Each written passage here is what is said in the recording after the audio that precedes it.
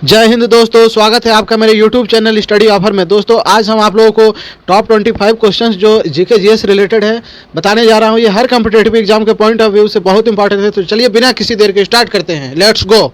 आज का पहला प्रश्न है, चीनी यात्री ह्वेन सांग किसके शासनकाल में भारत आया था? इस प्रश्न का सही उत्तर हो जाएगा हर्षवर्धन। जी हाँ दोस्तों, हर्षवर्धन के शासनकाल में ह्वेन सांग भारत आया था। तो चलिए चलते हैं next question, question number second पर। क्वेश्चन नंबर सेकंड है, भारत का नेपोलियन किसे कहा जाता है? ये क्वेश्चन भी बहुत बार एग्जामों में आ चुका है दोस्तों कि भारत का नेपोलियन किसे कहा जाता है। इस प्रश्न का सही उत्तर होगा समुद्रगुप्त। जी हाँ दोस्तों, समुद्रगुप्त को भारत का नेपोलियन कहा जाता है। चलिए चलते हैं next question, question number third पर। क्वेश्चन नंबर थर्ड है, प्रथम जैन संगीति कहाँ हुई? बहुत बार एग्जामों में आ चुका है दोस्तों ये क्वेश्चन कि प्रथम जैन संगीति कहाँ हुई। इस प्रश्न का सही उत्तर होगा पाटलिपुत्र। जी हाँ दोस्तों, पाटलिपुत्र में प्रथम जैन संगीति हुई। चलिए चलते हैं next question, question number fourth पर। क्वेश्चन नंबर फोर्थ है, ऋग्वेद में प्रयुक्त अधन्य शब्द का संबंध किससे है? बहुत ही इंपॉर्टेंट क्वेश्चन है दोस्तों कि ऋग्वेद में प्रयुक्त अधन्य शब्द का संबंध किससे है? इस प्रश्न का सही उत्तर हो जाएगा दोस्तों गाय। जी हाँ दोस्तों, अधन्य जो है शब्द गाय से संबंध है। चलिए चलते हैं next question, question number fifth पर। क्वेश्चन नंबर फिफ्थ है, नालंदा विश्वविद्यालय की स्थापना किसने की? बहुत बार एग्जामों में आ चुका है दोस्तों ये क्वेश्चन कि नालंदा विश्वविद्यालय की स्थापना किसने की। बहुत इंपॉर्टेंट क्वेश्चन है। इस प्रश्न का सही उत्तर हो जाएगा कुमारगुप्त ने। जी हाँ दोस्तों, कुमारगुप्त ने नालंदा विश्वविद्यालय की स्थापना की। चलिए चलते हैं next question, question number six पर। क्वेश्चन नंबर सिक्स है, किस ज्वालामुखी को भूमध्य सागर का प्रकाश स्तंभ कहा जाता है? दोस्तों जितने भी क्वेश्चन मैं लाया हूँ आप लोगों के लिए, ये पिछले कई सालों से एग्जामों में लगातार पूछे जा रहे हैं। इसी के परिप्रेक्ष्य इसी को देखते हुए मैंने ये सब सारे क्वेश्चन लेकर आए हैं आप लोगों के समक्ष। आप लोग इसे बिल्कुल ध्यान से देखिएगा। चलिए सिक्स क्वेश्चन है, किस ज्वालामुखी को भूमध्य सागर का प्रकाश स्तंभ कहा जाता है? इस प्रश्न का सही उत्तर हो जाएगा स्ट्रामबोली। जी हाँ दोस्तों, स्ट्रामबोली को भूमध्य सागर का प्रकाश स्तंभ कहा जाता है। चलिए चलते हैं next question, question number seven पर। क्वेश्चन नंबर सेवन है, रेडियो तरंगे किस मंडल में पाई जाती हैं? दोस्तों ये भी क्वेश्चन बहुत बार आ चुका है, बहुत बार आ चुका है। मैं क्या बताऊँ आप लोगों से कितनी बार आया है। रेडियो तरंगे किस मंडल में पाई जाती है? इस प्रश्न का सही उत्तर होगा आयन मंडल। जी हाँ दोस्तों, रेडियो तरंगे आयन मंडल में पाई जाती हैं। चलिए चलते हैं next question, question number eight पर। क्वेश्चन नंबर एट है, न्यूयॉर्क शहर किस नदी के किनारे स्थित है? इस प्रश्न का सही उत्तर हो जाएगा दोस्तों हडसन नदी। जी हाँ, न्यूयॉर्क जो है, न्यूयॉर्क शहर हडसन नदी के किनारे स्थित है। चलिए चलते हैं नेक्स्ट क्वेश्चन, क्वेश्चन नंबर 9 पर। क्वेश्चन नंबर 9 है, नगुल ट्रम्प कहाँ की मुद्रा है? बहुत इंपॉर्टेंट क्वेश्चन है दोस्तों कि नगुल ट्रम्प कहाँ की मुद्रा है। इस प्रश्न का सही उत्तर हो जाएगा भूटान। जी हाँ दोस्तों, भूटान की मुद्रा है नगुल ट्रम्प। चलिए चलते हैं नेक्स्ट क्वेश्चन, क्वेश्चन नंबर 10 पर। क्वेश्चन नंबर 10 है, दिफू दर्रा कहाँ है? इस प्रश्न का सही उत्तर हो जाएगा अरुणाचल प्रदेश। जी हाँ दोस्तों, दिफू दर्रा जो है वो अरुणाचल प्रदेश में है। चलिए चलते हैं नेक्स्ट क्वेश्चन, क्वेश्चन नंबर 11 पर। क्वेश्चन नंबर 11 है, प्रथम पंचवर्षीय योजना किस मॉडल पर आधारित थी? दोस्तों ये भी बहुत इंपॉर्टेंट क्वेश्चन है, बहुत इंपॉर्टेंट क्वेश्चन है कि प्रथम पंचवर्षीय योजना किस मॉडल पर आधारित थी। इस प्रश्न का सही उत्तर हो जाएगा हेरोड-डोमार मॉडल। जी हाँ दोस्तों, हेरोड-डोमार मॉडल पर आधारित थी प्रथम पंचवर्षीय योजना। चलिए चलते हैं नेक्स्ट क्वेश्चन, क्वेश्चन नंबर 12 पर। क्वेश्चन नंबर 12 है, नीति आयोग का गठन कब हुआ? बहुत इंपॉर्टेंट क्वेश्चन है दोस्तों कि नीति आयोग का गठन कब हुआ। इस प्रश्न का सही उत्तर होगा 1 जनवरी 2015 को। जी हाँ दोस्तों, 1 जनवरी 2015 को नीति आयोग का गठन हुआ।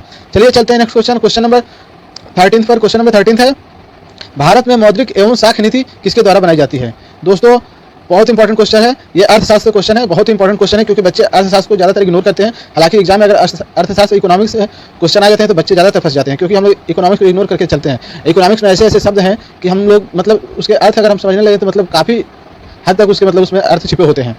तो चलिए देखते हैं 13 नंबर क्वेश्चन, भारत में मौद्रिक एवं साख नीति किसके द्वारा बनाई जाती है? इस प्रश्न का सही उत्तर हो जाएगा रिजर्व बैंक ऑफ इंडिया। जी हाँ दोस्तों, आरबीआई के द्वारा भारत में मौद्रिक एवं साख नीति बनाई जाती है। चलिए चलते हैं नेक्स्ट क्वेश्चन, क्वेश्चन नंबर 14 पर। क्वेश्चन नंबर 14 है, कच्चा माल किस क्षेत्र से प्राप्त होता है? जो या अर्थात ये भी कह सकते हैं कि कच्चा माल जिस क्षेत्र से प्राप्त होता है उस क्षेत्र को हम क्या कहते हैं? इस प्रश्न का सही उत्तर हो जाएगा प्राथमिक क्षेत्र। जी हाँ दोस्तों, जो कच्चा माल जैसे कृषि से रिलेटेड है और ये पशुपालन से रिलेटेड जो भी प्रोडक्ट निकलते हैं ये सारे कच्चे माल होते हैं। इनका उपयोग हम प्रोडक्ट जो फाइनल प्रोडक्ट अंतिम उत्पाद होता है उसे बनाने के लिए उपयोग में लाते हैं। तो चलिए चलते हैं नेक्स्ट क्वेश्चन, क्वेश्चन नंबर 15 पर। क्वेश्चन नंबर 15 है, भारत इलेक्ट्रॉनिक्स लिमिटेड का मुख्यालय कहाँ है? दोस्तों ये भी बहुत इंपॉर्टेंट क्वेश्चन है कि भारत इलेक्ट्रॉनिक्स लिमिटेड का मुख्यालय कहाँ है। इस प्रश्न का सही उत्तर होगा बेंगलुरु। जी हाँ दोस्तों, भारत इलेक्ट्रॉनिक्स लिमिटेड का मुख्यालय बेंगलुरु में है।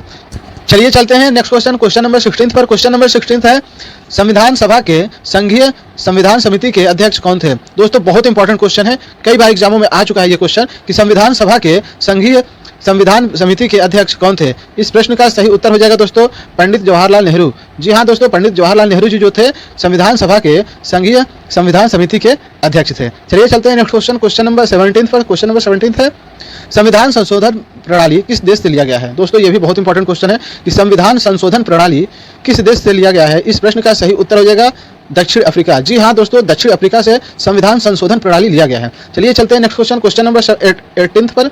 क्वेश्चन नंबर 18 है, निर्वाचन भारतीय संविधान के किस भाग में है? बहुत इंपॉर्टेंट क्वेश्चन है दोस्तों कि निर्वाचन भारतीय संविधान के किस भाग में है? इस प्रश्न का सही उत्तर हो जाएगा 15th। जी हाँ दोस्तों, 15वें भाग में निर्वाचन जो है वो 15वें भाग में है। चलिए चलते हैं नेक्स्ट क्वेश्चन, क्वेश्चन नंबर 19 पर। क्वेश्चन नंबर 19 है, डॉक्टर भीमराव अंबेडकर ने संविधान की आत्मा किसे कहा है? दोस्तों ये भी बहुत इंपॉर्टेंट क्वेश्चन है, बहुत बार एग्जामों में आ चुका है कि डॉक्टर भीमराव अंबेडकर ने संविधान की आत्मा किसे कहा है? इस प्रश्न का सही उत्तर हो जाएगा दोस्तों संवैधानिक उपचारों के अधिकार।